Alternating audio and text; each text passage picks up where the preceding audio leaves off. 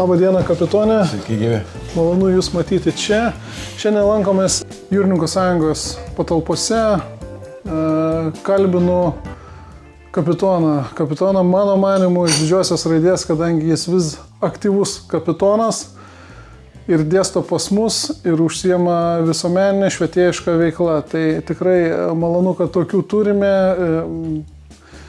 Šis kapitonas klaidžioja ne tik po visą pasaulį, bet ir po Lietuvą, nešdamas informaciją, sklaidą apie jūrą, apie jos teikiamas galimybės ir į Lietuvos gilumą. Tai kapitonė, turiu klausimą, nuo ko ir pradedu visus savo susėdimus ir aptarimus apie jūrininkų veiklą ir gyvenimą. Tai biografija. Ar jūs toli nuo jūros kilęs?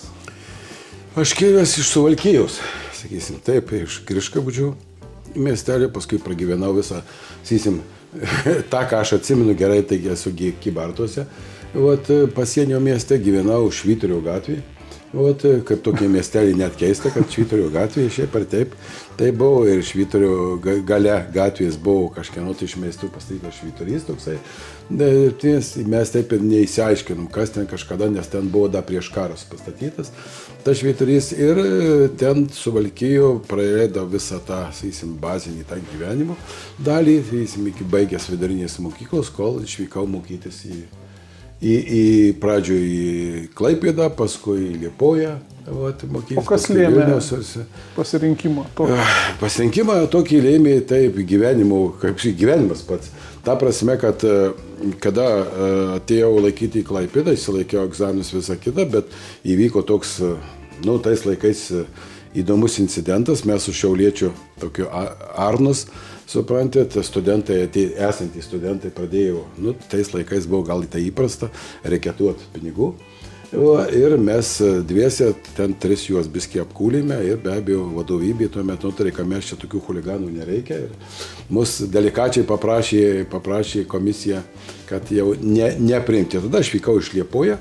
Liepoja buvo priimtas ir be problemų pavyko pabaigti gana gerai, nors pradžioje buvo ne taip lengva, nes buvo mokslas pagrindė ten ir latvių ir rusių kalba. Tai man buvo truputį pradžioje sunku, bet paskui kaip įsivažiuoju, aš laikausi tuo principu, jeigu kas, jeigu ne aš. Tai sakysim, jeigu kiti gali, kodėl aš negaliu. Tai tokiu principu laikausi per visą gyvenimą ir taip ir baigiau tos mokslus, o paskui Vilniaus universitete tarptautinius santykius mokiausi. 6 metus pas garbingus profesorius, kurie dar Smetonos laikais mokėsi. Ir taip ir pradėjau tą paskui tolimiau jūrinę karjerą. O tai kaip vis dėlto tas sprendimas tęsti po mokyklos, kur įvyko tas pasirinkimas? Pasirinkimo aš net nežinau, kaip sakysim, gal nuo kokios 6 klasės jau visuomet kitos minties nebuvo, tik ta jūrinė profesija. Mano dėdė buvo JAV karinio laivyno, jisai pirmo rango kapitonas, buvo, dar iš anų laikų, jis ten gimęs Jungtinėse valstijose buvo, jis buvo atvažiavęs keletą kartų, galbūt tas, manau, kad tas įtakos turėjo. Ir paskui skaitomos knygos, visą kitą, taip toliau, tai tokia, kaip sakyti, tendencija, tokia viską, kuri niekados net nebuvo abejonių, kad pasikeis gali, ar kažkaip net minties kitos nebuvo principai. O kaip atrodo jūsų šiandienos diena, kada jūs būnat jūroje? Kada būnant jūroje, tai pirmiausia, tradicinė diena, tai yra paprastai 6 ryto, tai būna kada, nes tai yra susijusi su tuo, kad tai yra atsakomybė, nes laivų kapitonas ateina į laivą, ir tol, kol jis neišeina iš laivo, jis budėjime dirba, kad, sakysim, jau atsakomybė visa už laivą, už įgulą, atsakomybė kompaniją, krovinį, jeigu kokį veža, supranti visą taip. Tai 6 ryto be abejo ateina peržiūrimas, pirmiausiai kompiuterį peržiūrai, kokį yra per naktį atėję paštai, pranešimai, nurodymai ir panašiai. trumpai. Tai jeigu nėra skubių reikalingų atsakymų, einu pirmiausia į tiltelį navigacinį, pažiūrėti kokią situaciją, nors aš ir kajutį matomas dabar tas dalykas, kur laivas plaukia, kokia viską ir taip toliau. Gali matyti, nereikia pažiūrėti vien per eliminatorius, ar ten matosi kas nors. Ir paprastai navigaciniam tiltelėje apsižiūrai situaciją, pažiūrai, kokie buvo nurodymai naktį, ar jie įvykdyti, viską ir paskui įsiaiškini krovinys, koksai yra, kaip krovinių būklė, ar viskas tvarko, ar taisyklingai balasto situacija. Ir paskui be abejo po pusryčių jau susitikimas su vadovybė, tai pirmiausiai stajasi vyr mechanikų ir vyr padėjėjų, kokie yra darbai numatomi, kokie veiksmai, kokie nurodymai iš kompanijos yra, arba iš laivų nuomotojų yra, kur dėl oro sąlygų pirmiausia tai yra labai svarbus momentas, nes dabar oro sąlygos, jeigu anksčiau būdavo tradiciškai ten, pavyzdžiui, Indijos vandenyne, ten vasarą, mūsų vasaros metu ten būdavo audringos. Tai dabar ten audringumas beveik pastoviai ten yra. Ir kitose regionuose tai yra pasižiūrė tas oro sąlygas, tų prognozių įvairiausių yra. Dabar galimybės, kada internetinės jau, sakysim, platybėse gali surasti, yra ir be abejo tos nurodymai, kas kam įgulai, ką kiekvienas turi daryti, kokios turi vykdyti nurodymus, tai yra pasiruošti visą kitą, instrukcijas ir taip toliau. Ir paskui be abejo vėlgi pietus, po pietų vėlgi tiltelis, stebėjimas, žiūrėjimas, suprantat, vėlgi po pietų, vėlgi pačio laivo apėjimas bent 2 kartus per dieną, visą taip, nes tą, ką, kaip sakyt, mato, turi bocmanas laivo mato, arba mato vyr padėjęs, tai nereiškia, kad, pavyzdžiui, dar viena akis, 2 akys dar papildomai gali kažką taip pat naujo surasti, pastebėti, nes be abejo ypatingai man tenka dažnai naujus laivus perimti ir juos ir tai yra visuomet atsiranda kažkokių tai techninių problemų, kurios net tokių, pavyzdžiui, kaip įtraukimas korpusų, dar kažkur tai yra. Tai tą visus dalykus puikiai sprendi, tą rutiną dienos jį pasibaigia prastai jau tik tai 8-9 valandą vakaro, taip kad tas darbo diena, principė, sakysim, nenormuota. Nenormuota, nors tarptautinės konvencijos to neleidžia, bet tai, sakysim, tokia darbo rutina, tai yra visų kapitonų praktiškai, kur yra. Bet to nebūna. Žinau, kad turit plačią geografiją savo profesiniai patirtį. Ar turit žemėlapį, kur žymite, kurios šalis dar neaplankytos, ar... Deja, tokio žemėlapio dar neturiu. Aš turėjau, kažkada vedžiau, buvau pasidaręs, kada gyvenam kitoje vietoje, spantit, Pievų gatvėje buvau, paskui, kadangi gyvenimo, sakysim, keitėsi, į kitą vietą persikėlim. Tai be abejo, dabar tokio neturiu, bet tai principė pasižiūrėjus, be abejo, tik tai Grenlandija neaplankyta yra, kur dar, Japonijoje yra buvę, visa kita, taip toliau. Ir gal atskiros salos, kurios vandenynų platybėse įsimėtė, o tokių salų po pasaulį bent 500 000. Taip pat aplankyti jų visų praktiškai neįmanoma. O taip, tai didžiuose kontinentuose praktiškai visur būta ir visur lankytas. O kaip girdėjau, kad keičiasi ta jūrininkų buvimo uostuose dinamika, tai anksčiau lyg ir sakydavo, kad daugiau laiko būna, dabar dėl proceso optimizavimo trumpiau užsibūnama uostuose, ar yra ta Didžiausia be abejo, tai viskas susijęs su technologijom, naujomis technologijomis, kurios įsivystosi smarkiai. Ir jeigu buvimas anksčiau būdavo, ateini Klaipėdos uostą ar kitus uostus, būna bent 10 dienų, 2 savaitės būdavo, tai per tą laiką, kol iškrauna krovinį arba kol pakrauna krovinį, tai būdavo užtruk dabar maksimaliai 2-3 dienas. Ir taip, jeigu tai dirbi ant tanklaivio, tai iš vis ten keletą valandų būna, arba kanteriniam laive tas pats. Yra ta dinamika labai greit, nes tos technologijos labai smarkiai vystosi, tai yra šiuolaikiški kranai, šiuolaikiškos priėmimo sistemos sujungta yra, ir viskas kompiuterizuota ir visi tie formalumai, kurie reikalingi, kaip anksčiau būdavo, kol ateis valdininkai, kol visa kita formalumai praeis, tai praeina labai ilgas laikas. o dabar visą tai pagal FAL konvenciją, kurie nustato, kad mažesnis formalumus laivo agentas iš anksto apiformina, įkrovinio iškrovimų formalumus, įgulos pievų pakeitimas yra viską. Tai yra daug supaprastinta, to internetinėje erdvėje jau viskas daug lengviau ir paprasčiau. Tai kad 2-3 dienos, tai čia jau, sakysim, beveik jau ilgokas laikas dažniausiai būna. O taip būna net iki valandų keletos. Sakyt, apkalbėjom jau jūsų geografiją, apkalbėjom jūsų biografiją. Sakyt, esat iš Suvalkijos lygumų, berods toks terminas yra. Taip. Ką jūs pasakytumėt jaunuoliui iš tų pačių lygumų ar iš Aukštaitijos, kas toliau gyvena, kokios galimybės atsiveria ir...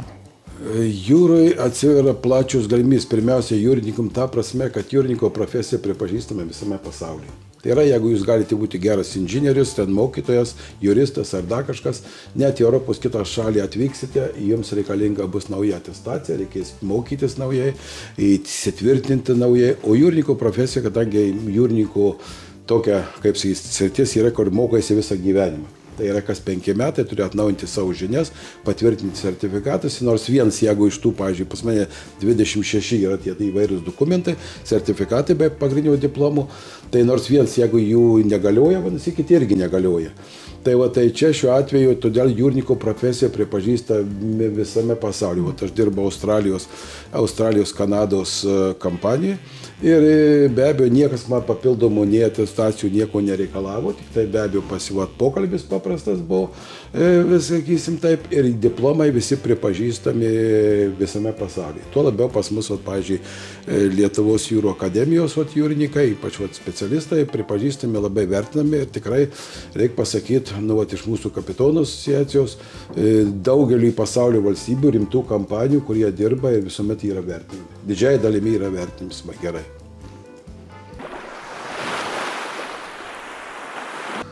Tai, kapitonė, jeigu būčiau jaunuolis, kuris dvejoja rinktis gyvenimą užsienyje ar kažkokią kitą alternatyvą, ką jūs pasakytumėte tokiam jaunuoliui apie galimybę jūroje konkuruoti su jo pasirinkimu važiuoti į užsienį? Pirmiausia, tai profesija, kurią įsigyja jūrininkas, jis gali surasti darbą visur, jau sakysim, taip ir krante, jeigu jis turi galvą ant pečių, sakysiu tiesiai. Taip pat be abejo atlyginimų labai svarbus momentas irgi, tai jūrininkas žymiai daugiau uždirba negu visai kitų profesijų, tai yra irgi labai svarbus momentas.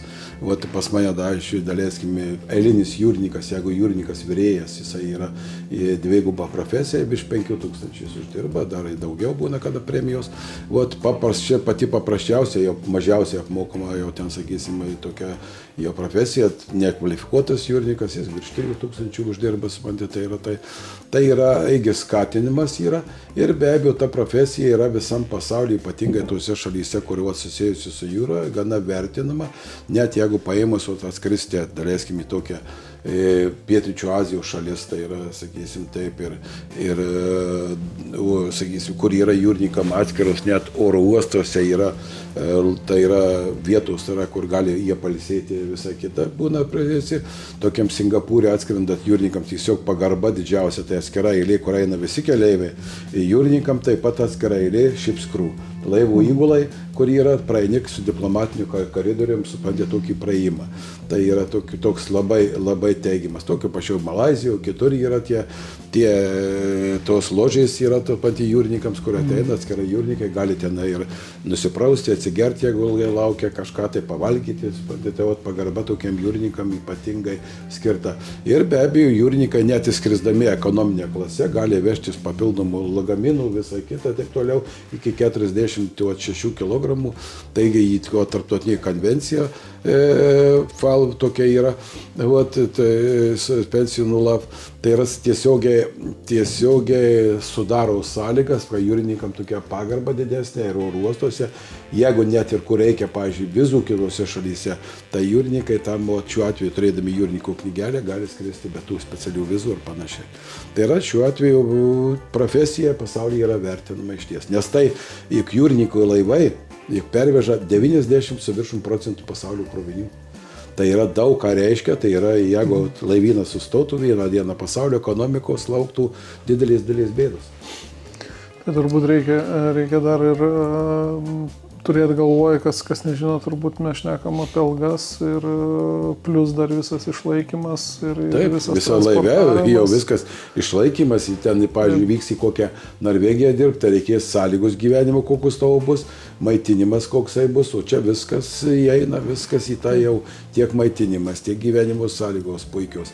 Dažniausiai, kad puikios gyvenimo sąlygos, viskas yra ir kelionės jūsų į ten atgal, viskas yra apmokama. Ir draudimas, kas svarbiausia, draudimas jūsų darbo metu būtinai yra visas pilnai yra jau garantuotas. Kapitone, gal kažkokių prisiminimų, kažkokių įsimintindumų momento, žinoma, jau turbūt daug buvo per tiek metų, bet gal kokį vieną tikrai atsimenat tokį neeilinį? Nu, tokių įvykių būna, bet jūra be abejo ne tik tai viskas, kad gražu ir visa kita, būna ir tokių stichijų, kada reikia išties nežinai, kaip kovoti su stichija, kaip pabaigti. Vat buvo mums čia 11 metais kaip tik. Ir kada vykau į reisą, kapitonas Zažeskis tuo metu centrui vadovavo, ten, sakysim, radiolokaciniam centrui, spantė visą ten, sako, tu plauki ten, aš kaip tik turėjau vykti į laivą su kiniečių įgula, plaukti pro ledus, į Suomijos įlanką ir jis sako, tau ten bus ledai, tave kaip reik sutiks, jau ten tokia viešties ten buvo, taip kad mes laivas nors naujas, visiškai naujas 10 mėnesių, tik tai laivas su kiniečių įgula, ir aš vykau kaip ten supervisoris, sakysim taip, kaip prižiūrėtojas, padėti jiems praplaukti tuos ledus, ir laivas įstrigo, nors labai galingas 8000 kW, prieš stichiją nieko neina padaryti. Ir kada laivą pradėjo su ledais dreifuoti link Goglando salos, ten buvo tuo metu įstrigę iš vis 150 su viršum laivų. Ir mus, kaip sakyt, tada kreipiausi į kampaniją, nors iš anksto ledlodžiai buvo užsakyti, visa kita, ten nebuvo organizuoti tie tipo komerciniai, jau tą vilkimą, jeigu norite, užsakykite. Ir tuo metu kreipiausi į kampaniją savininkui, jie patarė savo kapitoną, mes jums galim parekomenduoti tik tai pasimelsti. Pagalbos iš mūsų pusės jokios nėra. Ir tuo metu, kaip sakyt, aš kaip tokį principą laikausi, kad kodėlgi aš negaliu, jeigu kiti gali, suprantate. Ir šiuo atveju dariau viską, ko negalima leduose daryti. Ir mečiau inkarą, ir pilna eiga į ledus trenkiausi, tol daužiausi, tol kol atmečiau inkarą, kad kol iš tos situacijos išsisukum, mus nudreifavo toliau nuo tos salos, viskas, išgelbėjau laivą ir viską, ir be abejo kampanija padėkoju labai, jau smarkiai, taip sakysim, atlyginimus porą pervedė papildomų ir kad laivas buvo išgelbėtas, tai iš tiesų tokiuose. Tai yra tokių situacijų, pasitaika dažnai, tai yra oro sąlygos, visa kita, bet jeigu nepasimeti ir galvoji, kur nieks tau nepadės, niekas kitas, bet tik tai pats savo galvą galvosi ir tuo metu išsprendė tuos klausimus. Tai tokiu atveju buvo, matyti, ne vienam jūrininkui pilna yra tokių situacijų. Turbūt įvykiai ne taip greitai vystėsi, kaip jūs pasakojate, tai kiek galėjo trukti ta visa operacija jūsų laivo gelbėjimo? Ta operacija buvo apie virš 20 valandų be abejo. Buvo, nes kada ledai pradeda eiti per laivo korpusą, pats yra baisiausias dalykas, kada laužo viską pakeliui, visakiau, ten stichija ant tiek galinga, kada ledai dreifuoja, o laivas supranta, kartu su ledais įgi dreifuoja, nieko negali pasisukti ir tada iš ties būna ir baimės kažkiek tai ir visa kita ten toliau. Bet kada įgula mato, kad laivų kapitonas nepasimeta, nes aš tada perėmiau vadovavimą, kiniečių kapitoną nustūmė, nes jis po teisybėje pabėgo iš tiltelio, viską, kaip jau atėjo, tai dariau viską, ko negalima ir taip pat, sakysim, žingsnis po žingsnio ir po to be abejo žilų plaukų jau į taip žilą galvą padaugėjo. Tai, kapitone, po tokių įspūdžių apie minėtą situaciją dėl laivo gelbėjimo turbūt gimsta ne vienas posakis jūroje. Ar turite kokį posakį, kuriuo dažniausiai vadovaujatės, ar dažniausiai jums galvoj sukasi būnant jūroje? Aš tokį turiu, kaip sakyti, savo tokį kaip devizą, posakį, kad jeigu kažkas gali, kodėl aš negaliu.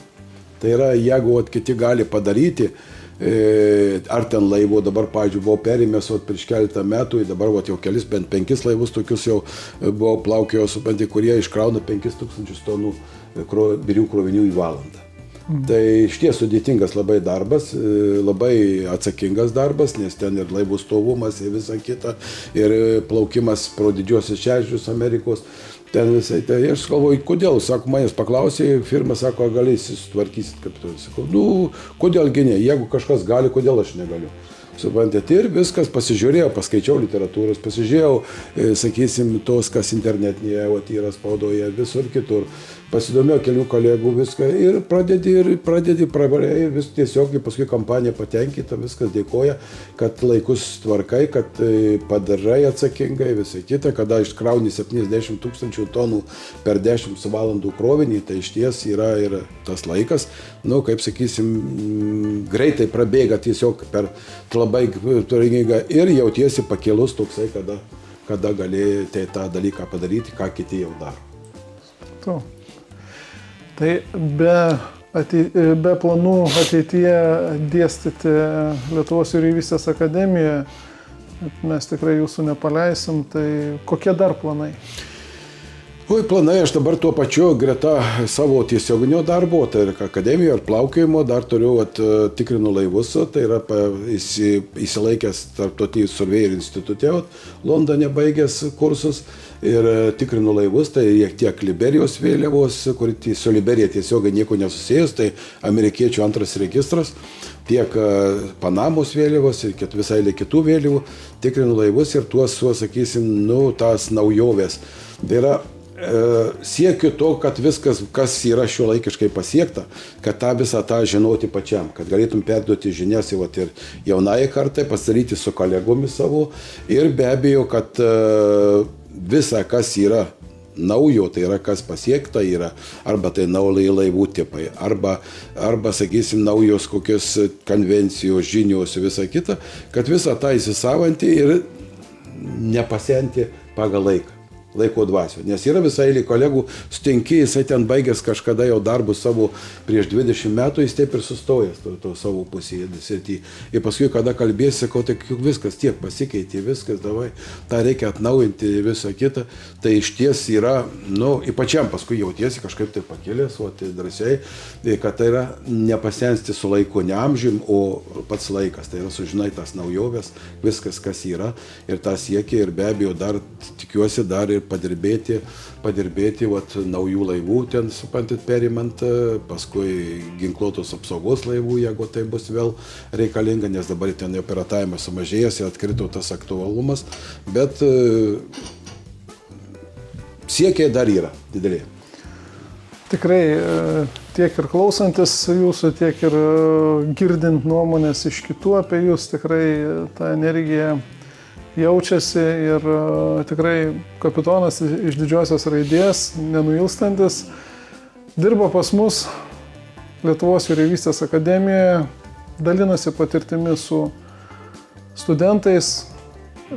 Tikrai smagu turėti kolegų tarpe tokį kapitoną, kuris atnaujina žinias ir linkime geros kloties ir didelių darbų ateityje, nors nemažai didelių darbų, tai yra, galima sakyti, daug didelių darbų jau už nugaros.